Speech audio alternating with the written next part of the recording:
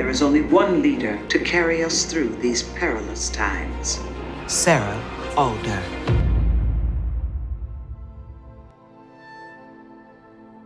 Alder decides to do something highly, highly, highly forbidden called puppeting, which is when you literally take control of somebody else's body and mind and mouth. Alder does this to the president during an address, and the reason she does it is that the president has forbidden her from interfering with the terrain. She's trying to reach and grab something that she never thought she would even glimpse again. So underneath all of the strategic, intellectual stuff is this deeply personal need to connect to her past.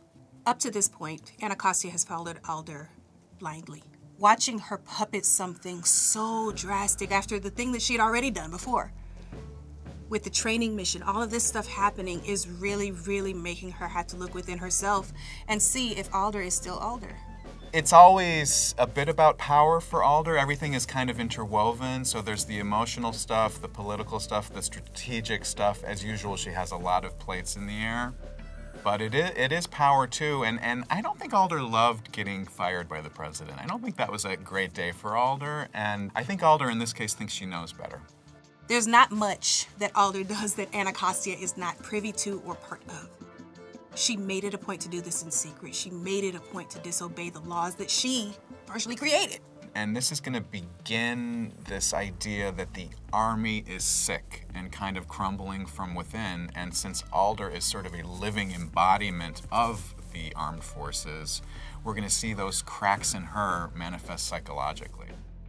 From that moment on, Anacostia is on her own. She plays the game, she hides her hand, but now she starts to incorporate other players that don't even know they're really in it. So everything with Alder and Anacostia is different at this point. I want to talk to you about Scylla. I think she may still be of use. In what way? I don't think Anacostia is as willing as Alder is to sort of write Scylla off and sort of dump her in a military prison for the rest of her life. Anacostia sees the humanity, but she also sees the strategic value in learning more about the spree through Scylla. In a previous episode, Scylla decides to confront Anacostia with some of the truths that she's known and been taught. Truth is a hard thing to face, especially when it's the truth that you don't necessarily want to hear, and even more so when it comes from a quote-unquote enemy.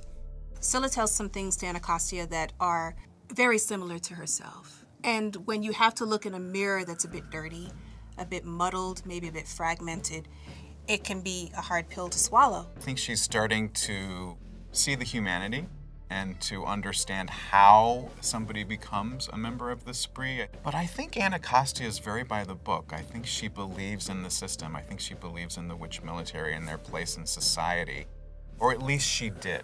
What we're starting to see is a reevaluation of that. For Anacostia, the situation with City Drop was a major mistake for her. Up to this point, she's followed Alder blindly. She's been faithful, she's been loyal, and she's trusted that there's always a reason for everything that Alder does, even when she doesn't necessarily agree with it. During Libba's funeral, there's an intense amount of grief that Anacostia wasn't necessarily prepared for.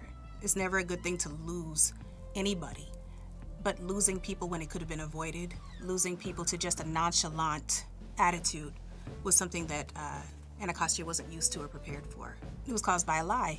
And even though she doesn't show it, she feels it. It's the first part of the string kind of being pulled to unravel the whole thing that's held her and Alder together. So it's the beginning.